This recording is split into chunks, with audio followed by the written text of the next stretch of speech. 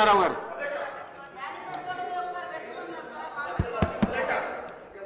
ఇంతకుముందు కేటీఆర్ గారు మాట్లాడుకుంటూ రైతులకు సంబంధించినటువంటి రుణమాఫీ గురించి వారు ఛాలెంజ్ చేశారు. మీరు 10 ఏళ్ళు అధికారంలో ఉన్నారు. 2014లో రైతులు చెప్పిన ₹1,00,000 రుణమాఫీ అని చెప్పి అధికారంలోకి వచ్చిండ్రు. మీరు 4 విడతలలో రుణమాఫీ అయితే మీ రుణమాఫీ వడ్డీ కింద కూడా రైతులు సరిపోలే. మళ్ళీ 2018లో చెప్పిన రైతు రుణమాఫీ అని చెప్పి 2018 డిసెంబర్లో ఎన్నికలైతే 2019లో రుణమాఫీ చేస్తామని చెప్పారు మీరు. కానీ 2019లో రుణమాఫీ చేయలే మీరు.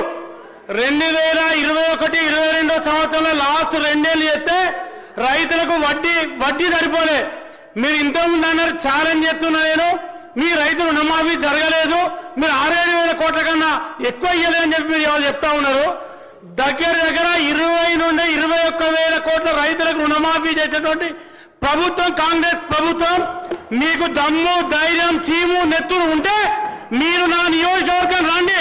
70% మంది రైతుల రుణమాఫీ జరగకపోతే నేను రాజీనామా చేస్తా, నువ్వు రాజీనామా చేస్తావా? కేటీఆర్ నువ్వు చెప్పు. కానీ వట్టిగానే నువ్వు కొండారెడ్డి పైన పోతావా, లేకపోతే ఇక్కడికి పోతావా అక్కడికి పోతావా అని చెప్పి మీరు మాట్లాడుతూ ఉన్నారు. మీరు వట్టిగానే మీరు ఏంటంటే అబద్ధాన్ని, ఒక నిజాన్ని 100 సార్లు అబద్ధం చెప్పి దాన్ని నిజం చేసేటువంటి ప్రయత్నం చేస్తా ఉన్నారు. అంతే తప్ప ఇవాళ మీరు వాటర్ విషయంలో కూడా కాళేశ్వరం గురించి కాళేశ్వరం గురించి మీరు చాలా గొప్పగా చెప్పే ప్రయత్నం చేశారు. మీరు కట్టినాక మా ఉమ్మడి కరీంనగర్ జిల్లాలో కాళేశ్వరం ప్రాజెక్టు కట్టారు.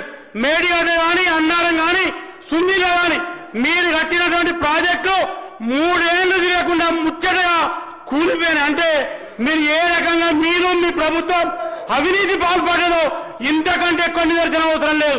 మా జిల్లాలో కట్టినటువంటి ప్రాజెక్టు ఉన్నాయి. ఆనాడు కాంగ్రెస్ ప్రభుత్వం ఎస్ఆర్ఎస్టీ ప్రాజెక్టు కానీ, ఎల్లంపల్లి సీపా ప్రాజెక్టు కానీ, లోయర్ మానేటం కానీ ఇవన్నీ కూడా ఆనాడు మీ అప్పర్ మానేటం కానీ ఇవన్నీ కాంగ్రెస్ ప్రభుత్వం హయాంలో జరిగినటువంటి ప్రాజెక్టులు. కనీసం మేము కట్టినటువంటి ప్రాజెక్టు కడెం ప్రాజెక్టు కానీ వరద వస్తే ప్రాజెక్టు మీదికెళ్ళి గేట్ల మీదికెళ్ళి నీళ్లు పోయినాయి. కానీ ఎక్కడ కూడా చెక్కు చేరలేదు ప్రాజెక్టులు. ఇవాళ గేట్ల మీదకి నీళ్లు పోడు కాదు, నీళ్లు వరద రాకముందే మీరు కట్టిన ప్రాజెక్టులు కూలిపోయినాయి. మీరు గొప్పగా చెప్తా ఉన్నారు కాళేశ్వరం. మీరు కాళేశ్వరం ప్రాజెక్టు ఒక్క నిమిషం అధ్యక్ష మీరు కాళేశ్వరం ప్రాజెక్టు కట్టి ఉమ్మడి కరీంనగర్ జిల్లాకు కనీసం 1 ఎకరానికన్నా నీళ్ళు ఇచ్చిందా అని చెప్పి అడుగుతా ఉన్నా. మా రైతుల పొట్టగొట్టి ఉమ్మడి కరీంనగర్ జిల్లా రైతుల పొట్టగొట్టి కేసీఆర్ గారు, హరీష్ రావు గారు, కేటీఆర్ గారు మీ ప్రాంతాలకు నీళ్లు తీసుకుపోయే ప్రయత్నం చేశారు. కనీసం ఆనాడు కాంగ్రెస్ ప్రభుత్వంలో కాలువలు నవ్వి లైనింగ్ చేసి ప్రాజెక్టులు పెట్టినటువంటి వాటికి కనీసం లైనింగ్ పోతే ఆ లైనింగ్ కూడా రిపేర్ చేయలే. షటర్ పోతే షటర్ పెట్టలే. మీరా ఇవాళ కాంగ్రెస్ ప్రభుత్వం గురించి మాట్లాడేది? మీకు మాట్లాడే నైతిక హక్కు లేదు, చిత్తశుద్ధి లేదు.